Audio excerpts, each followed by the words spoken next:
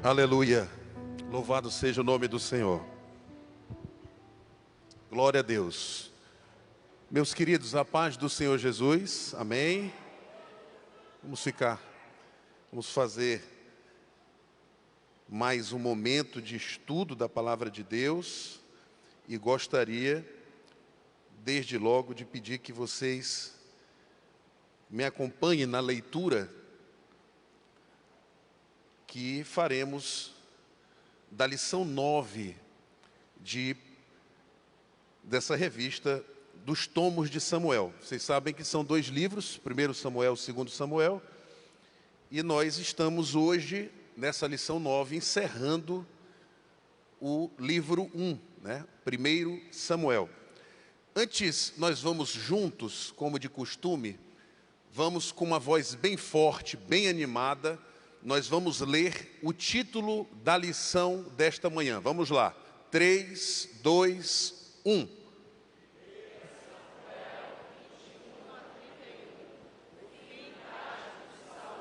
Amém. Vamos ler o texto áureo. E disse aos seus homens: o Senhor me guarde de que eu faça tal coisa ao meu Senhor, isto é, que eu estenda a mão contra ele, pois é ungido do Senhor. 1 Samuel, capítulo 24, verso 6. A verdade prática, todos juntos, vamos lá. Em que pese a crueldade de Saul, que o levou a um fim trágico, Davi não lhe retribuiu com o mal e ainda chorou a sua morte. Vamos fazer a leitura de todo o capítulo 24. Vocês vão perceber que a nossa lição remete do capítulo 21 ao capítulo 31. Então é um texto bastante longo. Eu suponho, os irmãos devem ter lido esse material com certeza, antes de chegar até aqui.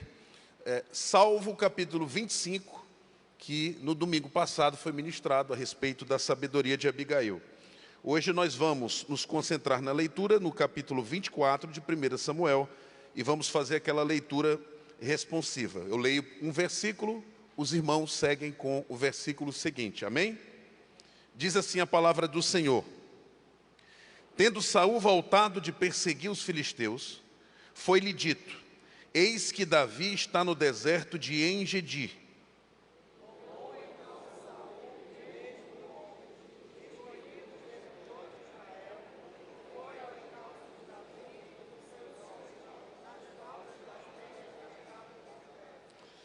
Chegou a uns currais de ovelhas no caminho, onde havia uma caverna. Entrou nela Saul a aliviar o ventre. Ora, Davi e os seus homens estavam assentados no mais interior da mesma. Então os homens de Davi lhe disseram: hoje é o dia do qual o Senhor te disse: eis que te entrego nas mãos do teu inimigo, para que haja de bem te parecer. Levantou-se Davi e furtivamente cortou a orla do manto de Saul. Sucedeu, porém, que depois sentiu Davi bater-lhe o coração, por ter cortado a orla do manto de Saul, e disse aos seus homens, Disse aos seus homens: o Senhor me guarde de que eu faça tal coisa ao meu Senhor, isto é, que eu estenda a mão contra ele, pois é ungido do Senhor. Com estas palavras, Davi conteve os seus homens e não lhes permitiu que se levantassem contra Saul. Retirando-se Saul da caverna, prosseguiu seu caminho. Depois também Davi se levantou, saindo da caverna, gritou a Saul, dizendo: ó rei, meu senhor. Olhando Saul para trás, inclinou-se Davi e fez-lhe reverência com o rosto em terra. Disse Davi a Saul: por que dás tu ouvidos às palavras dos homens que dizem: Davi procura fazer-te mal? Seus próprios olhos viram hoje que o Senhor te pôs em minhas mãos nesta caverna, e alguns disseram que eu te matasse. Porém a minha mão te poupou, porque disse: não estenderei a mão contra o meu Senhor, pois é ungido de Deus. Olha, pois, meu pai, vê aqui a orla do teu manto na minha mão. No fato de haver eu cortado a orla do teu manto, sem te matar, reconhece e vê que não há em mim nem mal, nem rebeldia, e não pequei contra ti, ainda que andas à caça da minha vida para me tirares.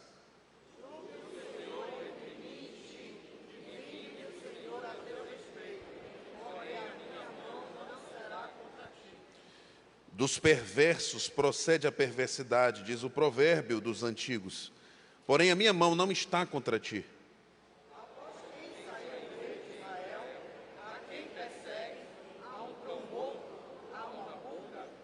Seja o Senhor o meu juiz, e julgue entre mim e ti, e veja, e pleiteie a minha causa, e me faça justiça, e me livre da tua mão.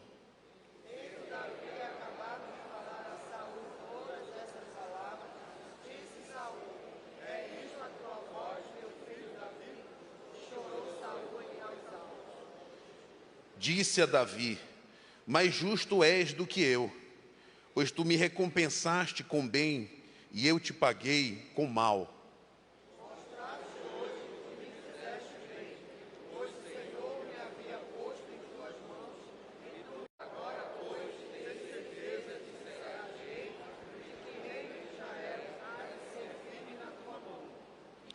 Portanto, jura-me pelo Senhor que não eliminarás a minha descendência, nem desfarás o meu nome da casa do meu pai. Todos juntos, vamos lá.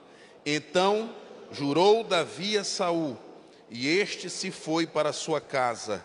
Porém Davi e os seus homens subiram ao lugar seguro. Vamos curvar nossas cabeças. Pai Santo, nós estamos diante da tua presença, Senhor, e desejamos ouvir a tua voz. Fala conosco nessa manhã. Usa-me, Pai, com sabedoria, com graça, para edificar a tua igreja. Pai, em nome de Jesus, é o que oramos e te agradecemos pela fé. Amém e amém. Pode sentar, meu querido. Bom, nós temos hoje uma lição que retrata o fim trágico de Saul, primeiro rei de Israel.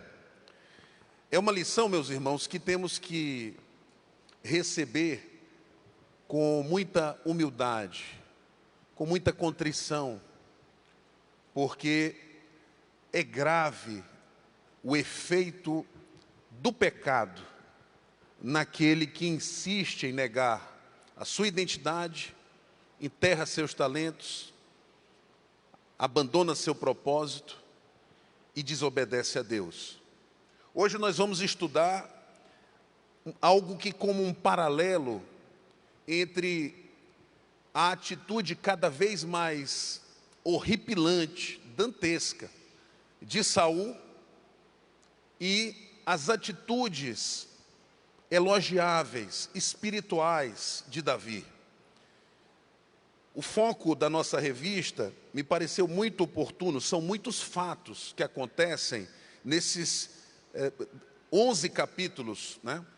Tirando o capítulo 25. É claro que em uma lição, em 50 minutos, nós não tínhamos como abordar com suficiência todas as ocorrências desses 11 capítulos. E o pastor Pádua foi muito sábio ao selecionar aqueles episódios que nós deveríamos hoje nos debruçar. E eu vou seguir fielmente essa exposição que foi feita pelo nosso querido pastor Pádua, junto com toda a equipe editorial da nossa revista. O que temos aqui, meus queridos, começando aqui no nosso tópico 1, né, na nossa seção 1, Saul persegue Davi. A nossa lição hoje tem 3 partes. Na primeira parte nós vamos focar a perseguição de Saul a Davi. Na segunda parte nós vamos focar a reação de Davi a essa perseguição injusta. E na terceira parte vamos falar propriamente da morte de Saul. Então, a primeira parte nós vamos nos debruçar um pouco sobre essa perseguição que Saul imprimiu com violência contra Davi. É interessante desde logo perceber o motivo. A Bíblia deixa muito claro qual foi o motivo pelo qual Saul, ele enveredou-se por esse caminho tão ruim. Ele tinha inveja e ciúme de Davi. Vocês lembram do cântico que suscitou no coração de Saul essa decisão de simplesmente começar a se enciumar, a se inflamar em inveja e ciúmes contra Davi. Quando se cantou que Saul matou milhares e Davi derrubou dezenas de milhares. Então, quando o povo fez a comparação, estabelecendo claramente que Saul produziu tanto, resultou em tanto, e Davi produziu em muito mais e resultou em muito mais, a comparação do trabalho, do resultado do trabalho de dois homens, gerou no coração de Saul um sentimento tosco de inveja, um sentimento tosco de ciúme para com Davi. Saul vinha numa descida, numa descendente espiritual muito forte. É impressionante como mesmo escolhido, ungido por Samuel, Saul demonstrava um coração muito orgulhoso, demonstrava um padrão de comportamento muito desobediente às orientações de Deus. Os irmãos hão de lembrar, no capítulo 15 de 1 Samuel, que Saul, orientado a tomar uma providência cabal, completa, ele deveria ter destruído todo um local e todas as pessoas, mas ele, por decisão própria, do coração dele, decidiu poupar o rei amalequita Agag. E ao fazer uma obediência parcial, ele desobedeceu completamente, porque assim Deus enxerga o nosso comportamento. Se obedecemos apenas parcialmente, para Deus é desobediência completa.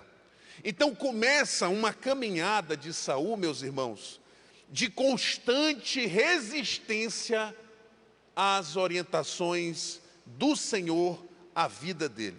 Ele era um rei, mas ele era um rei que não deveria liderar nem administrar o seu reinado da sua própria cabeça, com aquilo que o Senhor Deus o orientaria. Mas nós vemos aqui do capítulo 21 para frente, Saul verdadeiramente incorrendo no que no Novo Testamento Paulo vai esclarecer pela revelação do Espírito Santo como mergulhado em chamada obras da carne. Saul era carnal.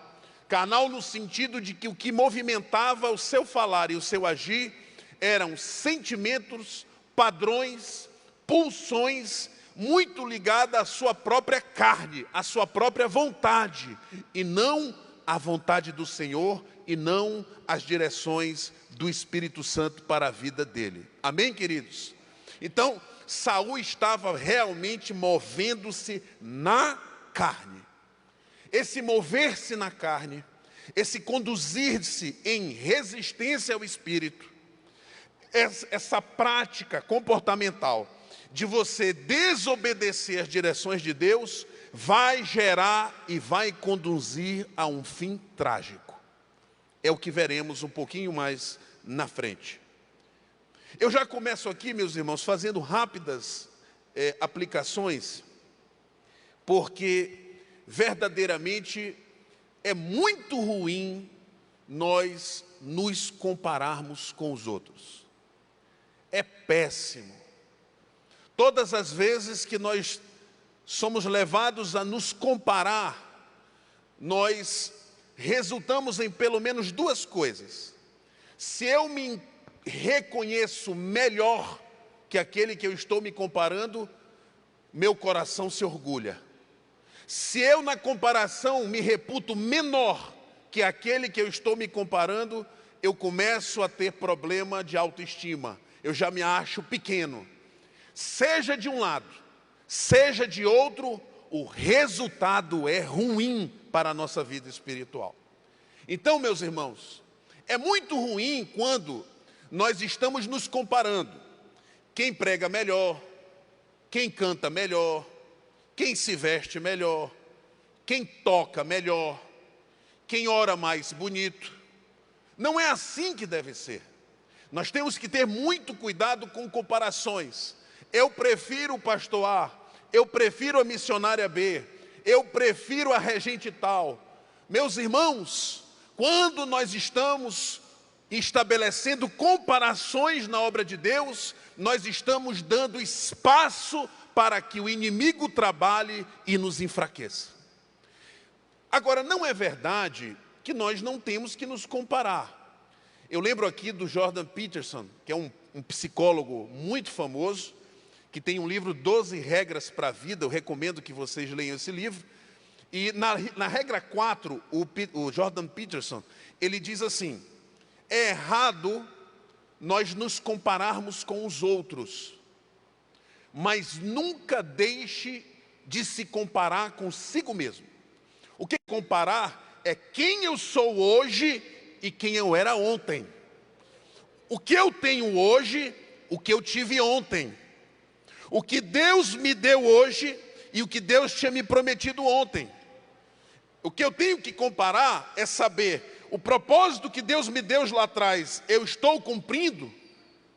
O dom que o Senhor me concedeu lá atrás, eu estou administrando com sabedoria? Isso sim nós temos que fazer. Você tem que fazer sempre uma análise da sua vida para averiguar se, comparando-se você consigo próprio, você está verdadeiramente rumando para ser uma pessoa melhor, um servo e uma serva de Deus. Amém? Mas pastor Jordan Peterson, sei lá, isso não é Bíblia. 1 Coríntios capítulo 11, Paulo diz: examine-se a si mesmo. Nós precisamos, portanto, examinar o nosso coração. Para quê, pastor? Para saber se porventura eu não esteja caindo. Para saber se porventura ontem eu não estava em pecado e hoje eu já estou. Para saber se porventura ontem eu estava no bom caminho, mas hoje, quem sabe, eu já estou na descida como Saul. Precisamos fazer autorreflexão.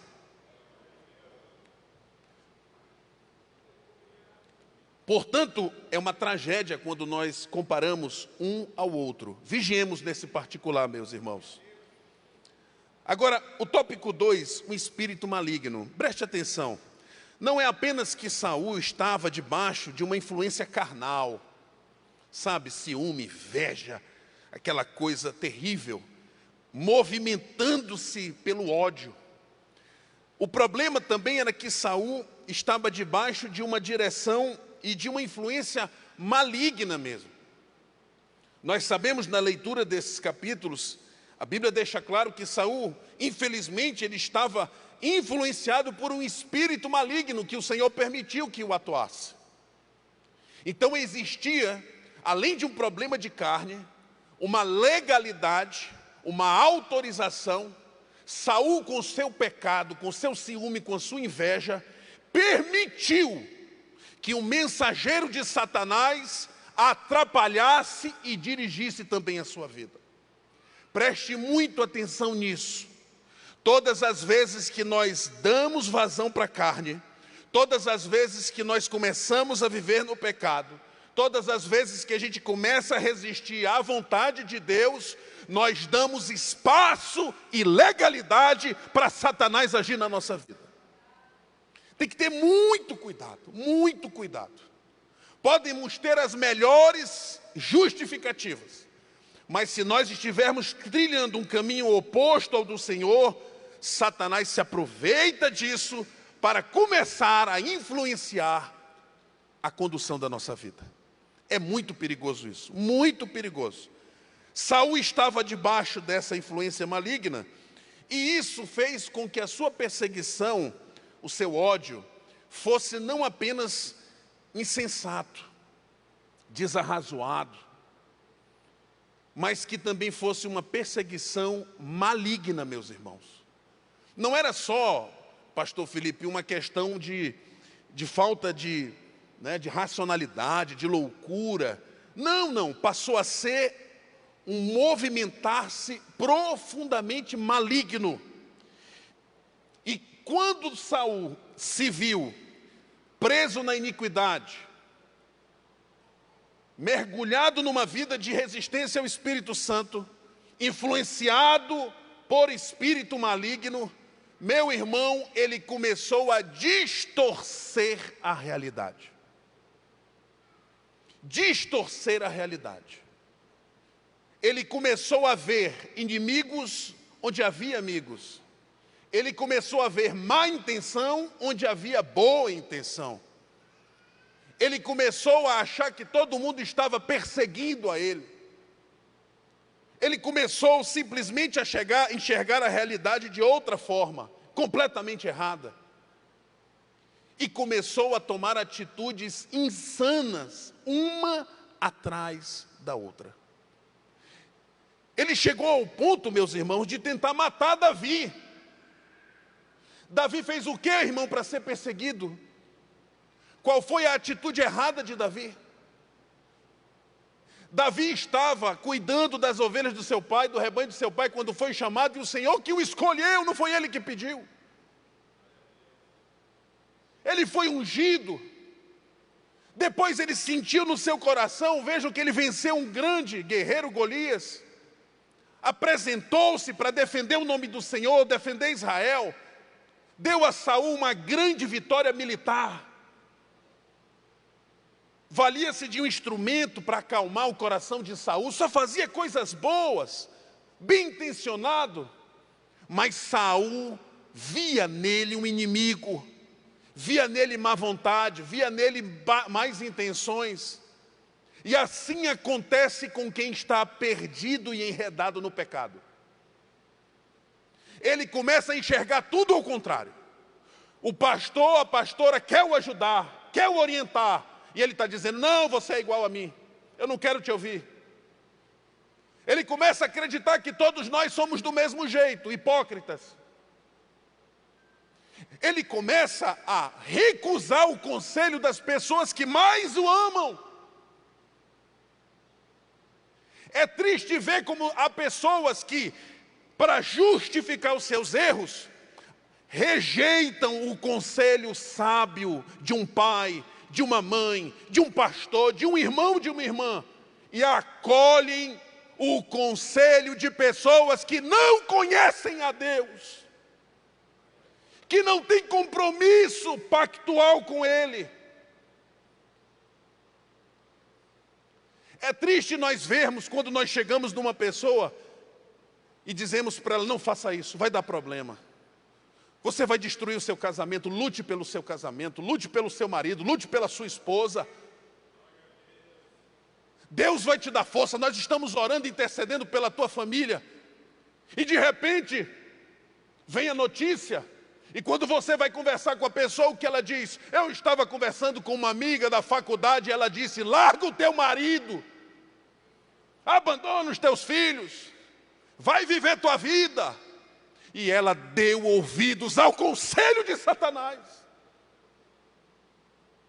Distorce a realidade. Distorce a realidade. Começa a ver inimigo onde não há. Deixa eu dizer uma coisa para você. Pode ser duro, pode ser amargo, mas ouça o conselho de quem te ama. Ouça a orientação e o conselho de quem está preocupado com o teu futuro, sobretudo com o futuro da tua alma.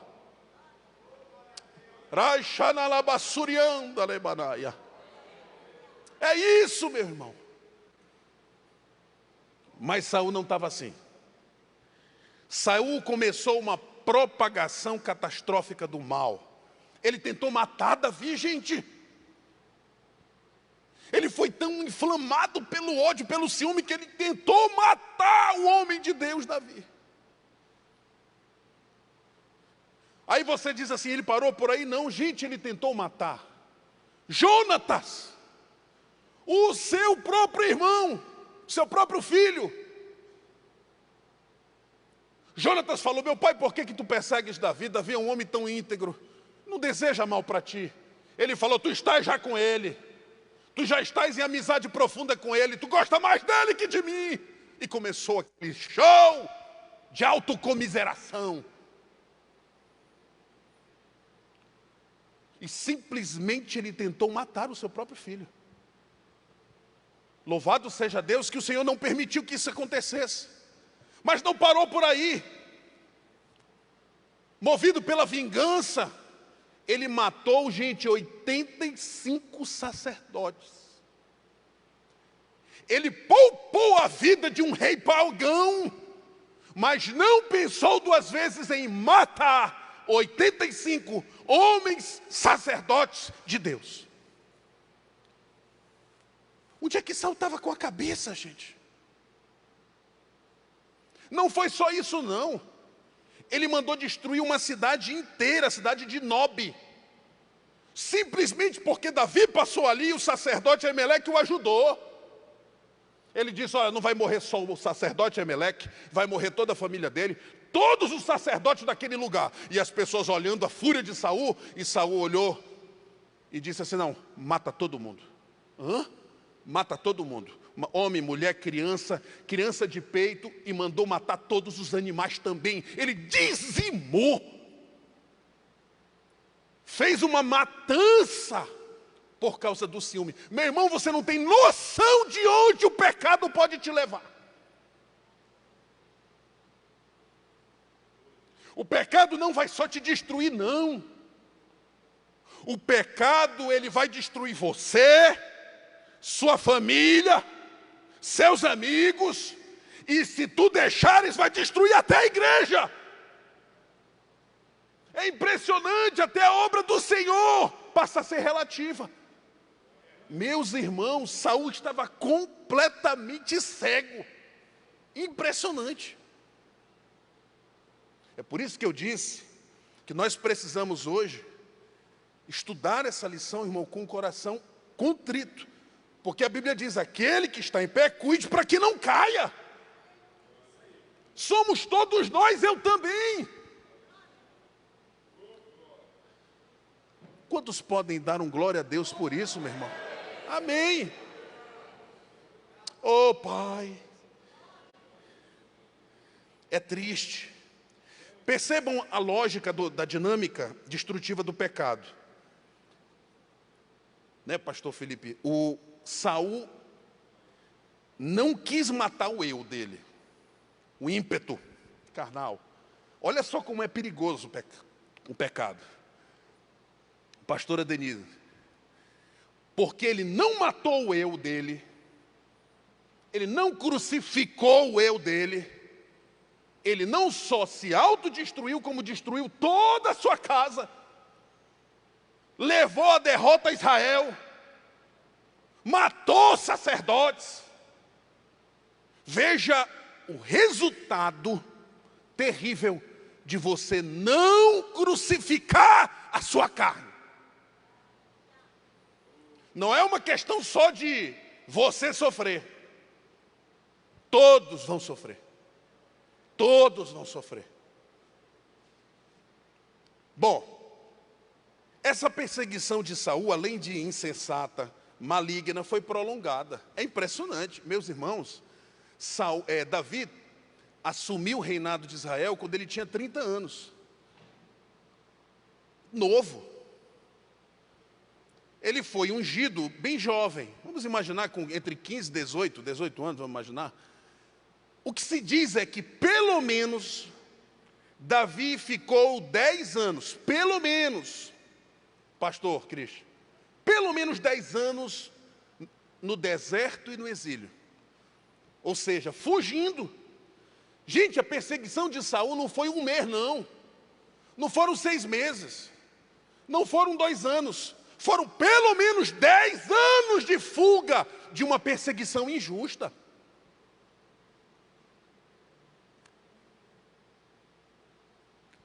É interessante que nos capítulos, sobretudo os capítulos 21 a 26, Davi vai para o deserto.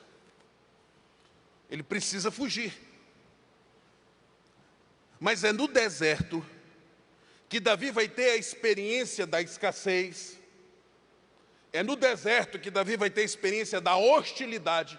Gente, no deserto é local de insegurança, de escassez, de infertilidade. Talvez nós pudéssemos deduzir que essa fuga de uma perseguição injusta, talvez nós pudéssemos deduzir que viver em um local desértico, com escassez, com hostilidade, com animais peçonhentos, com calor, com frio, iria endurecer o coração de Davi. Iria enrijecer o coração de Davi, mas é o contrário que acontece. A experiência no deserto fez Davi aumentar a sua espiritualidade. A experiência de ser perseguido injustamente moldou mais ainda o caráter e o coração de Davi. Nós vamos ver daqui a pouquinho por que Davi teve respostas e reações tão espirituais, por vários motivos. Mas com certeza também porque ele aprendeu a confiar em Deus, ele passou a buscar. Davi amava o Senhor. Eu imagino no deserto Davi olhando para uma pedra seca, dura, e ele buscando naquela pedra a presença de Deus. Onde é que está o meu Senhor nessa pedra? Buscando na sequidão do deserto enxergar a Deus. Por isso que Davi, ele conseguia com uma sensibilidade ímpar enxergar a mão do Senhor onde ninguém enxergava. Ele conseguia ver o agir de Deus em circunstâncias que ninguém enxergava, mas ele via, porque ele tinha aprendido, porque o seu coração foi moldado no deserto. Se você está num deserto, não se queixe não, meu irmão. Se você está numa perseguição injusta, fica firme. Se você está vivendo no teu deserto, isso é um processo para que você saia uma pessoa melhor. Quando você sair desse deserto, você vai sair muito diferente. Você vai sair com uma visão diferente. Você vai sair com uma unção diferente. Você vai sair com um propósito claro, nítido. Eu creio nisso. Quantos creem nessa palavra, diga amém.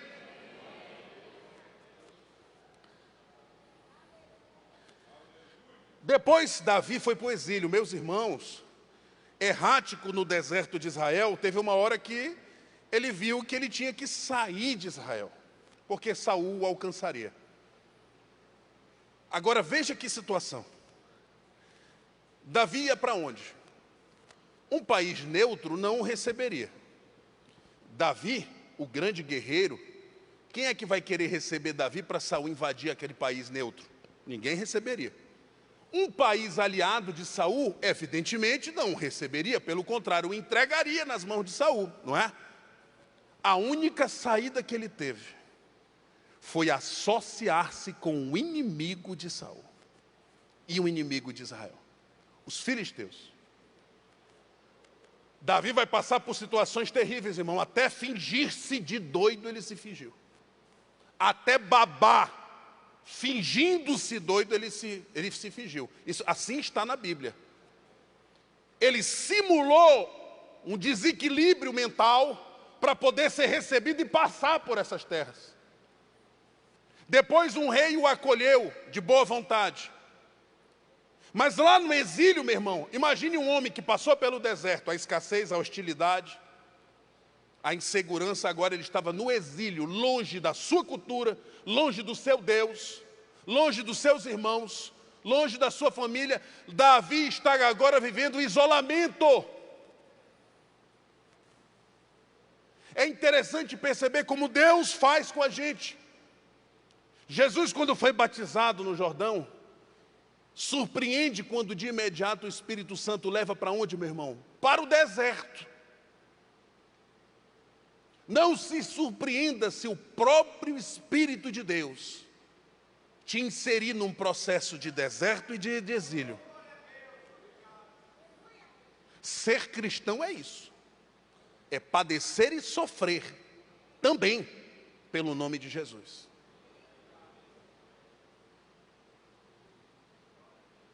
Davi, portanto, estava tendo seu caráter moldado. E aí nós vamos começar o tópico 2. As atitudes de Davi. É muito importante entender que Davi é reconhecido como um homem segundo o coração de Deus, e um homem que, mesmo tendo essa inclinação, Deus estava o moldando na fornalha. E isso vai fazer uma diferença tremenda na forma como ele se conduzirá, não só antes de ser nomeado rei, como também durante o seu reinado. Davi, agora vamos focar em Davi, esse homem que cresceu no deserto e no exílio, conheceu mais de Deus. Bom, Davi, ele não espiritualizou o problema. O pastor Pádua colocou aqui, você tem, durante 2 oportunidades, irmãos, Davi teve a chance de matar Saul. Vejam bem, em uma dessas oportunidades, Davi estava bem no interior de uma caverna, escondidinho, ele e os seus guerreiros. Quem entra devagarinho nessa caverna, sem perceber que lá dentro havia diversos homens, inclusive Davi? Quem entra ali, irmãos? Saul. Saul entra para fazer suas necessidades, sozinho.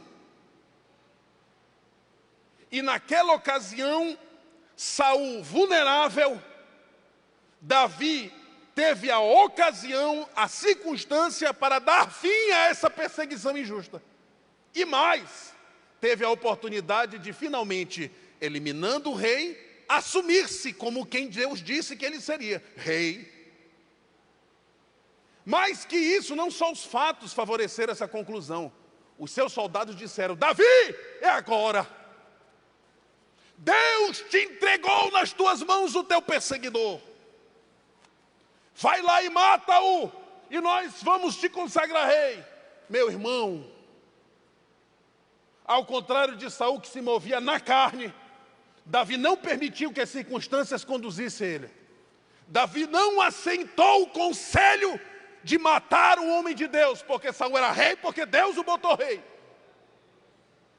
E Davi toma uma decisão, irmãos, muito interessante. Simplesmente ele decide não matar Saul. Em outra ocasião ele tem a mesma oportunidade, mas ele também não mata. E por 2 vezes ele mostra misericórdia e respeito e dignidade diante de Saul. E Saul reconhece isso, dizendo: verdadeiramente tu és um homem melhor que eu. Veja como a cabeça de Saul era uma cabeça comparativa. Ele ficava pensando só nele. Davi fazia um bem para ele, ele dizia: realmente, quando a gente se compara, tu és melhor que eu. Ah, não é por aí. Tem gente que é assim. Saul então percebeu verdadeiramente que Davi não tinha intenções. Mas não adianta, para quem está cego pelo pecado, não tem jeito. Ele não enxergará a verdade. Se você não confessar, não se arrepender, e o sangue de Jesus não te purificar do pecado, não lavar a tua iniquidade, você continuar cego, cego e cego diante do que está na frente do teu nariz. Saul, apesar de todas as demonstrações de boa vontade de Davi, continuou alimentando o ódio e o ciúme contra aquele homem de Deus. Davi não desceu ao nível do seu inimigo. Meu irmão, Deus não está, ouça bem o que eu vou lhe dizer, Deus nunca está a favor da mão opressora, da mão que esmaga, da mão que humilha, da boca que calunia. e das mãos que tiram a vida. Deus nunca apoia isso. Quando veio aquela ideia de tirar a vida de Saul, Davi, um homem espiritual, forjado no deserto e no exílio, ele falou: não. Não é por aí. Vocês não enxergam dignidade em Saul. Eu enxergo. Vocês veem só um homem perdido no seu pecado. Davi disse: não, eu enxergo nele ainda a unção de Deus. E respeitou o chamado que Saul tinha na sua vida. Saul não tinha mais a presença de Deus, Saul não tinha mais o Espírito de Deus, mas ele era um escolhido. Sobre a sua cabeça foi derramado óleo por um profeta, e Davi respeitava as coisas de Deus. Davi honrava quem o Senhor honrava. Davi pensou assim: não. O Senhor disse que eu vou ser rei, me ungiu, mas eu vou aceitar o tempo dele. Não vou acelerar nada. Eu não vou apressar nada. Deus deu para ele o reinado, Deus mesmo tirará. Eu não vou apressar e não vou tirar a vida de ninguém. Meu irmão, se Davi tivesse matado Saul, dificilmente esse assassinato político seria aceito para permitir que ele fosse rei de Israel. Dificilmente. Nem tudo, ouça o que eu vou dizer para você, nem tudo que te chega à mão, nem tudo que chega até você, significa que é para você pegar, significa que é para você fazer. Às vezes é um teste do Senhor. Eu me lembro, tristemente, quando eu vi na televisão, um grupo de pessoas que oraram ao receber uma propina. Isso circulou nas redes sociais. E a oração foi: Pai, eu estava te pedindo uma bênção financeira, e de repente, eis aqui, Senhor. Olha aqui, chegou na minha mão. Eu vou aceitar porque eu sei que isso é o teu agir. É o agir do capeta, mas não de Deus. O Senhor permite a circunstância que é para você olhar para aquilo e falar assim: olha, pega que é bom, pega que foi Deus que te deu. Ora, Deus permitiria que tu fosse assim, chegar esse dinheiro tão fácil na tua mão. Eu falo assim: não, meu amigo, não é assim não.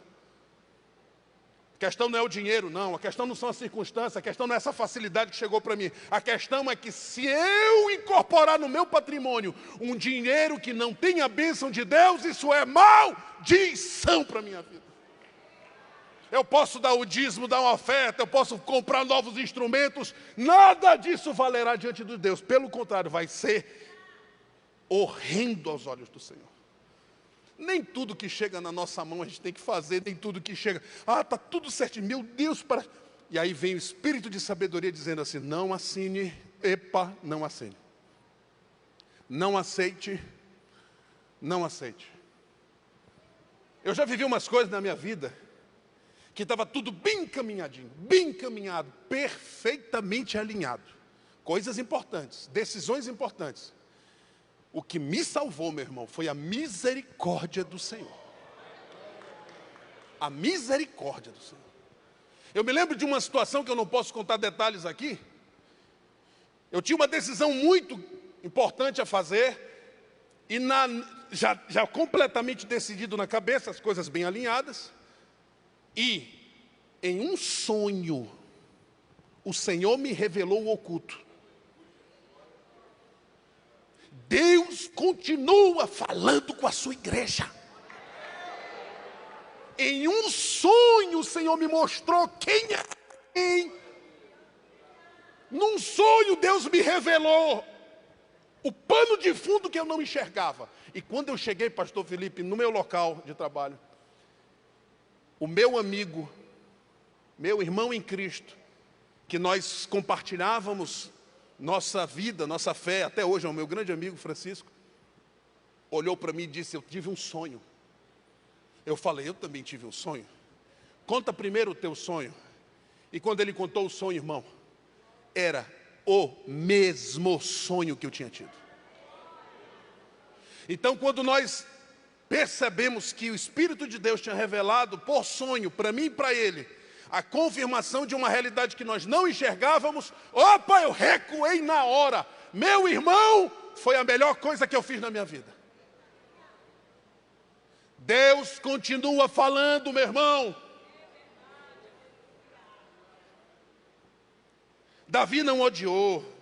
Irmão, essa história de que vingança é um prato que a gente come frio, isso é uma mentira de Satanás. Vingança você não come nunca. Não entre em plano de vingança com ninguém. Vingança é veneno para a tua vida. O que nós como cristãos temos que fazer é perdoar. Foi isso que o Senhor nos chamou a fazer. O Senhor nos chamou a perdoar e não se vingar e não perseguir. Davi entregou na mão de Deus. Ele falou: olha, que o Senhor julgue entre mim e ti. Ele falou assim: eu não vou fazer justiça própria. Eu não vou fazer justiça com a minha mão. Quem fará justiça é o justo juiz. E ele colocou Saul nas mãos do Senhor. E foi a melhor coisa que Davi fez. Você quer um conselho? Deixe o seu perseguidor nas mãos sábias do Senhor Jesus. Trate-o com humanidade, trate-o com dignidade. Se possível for, reate e reconcilie com ele.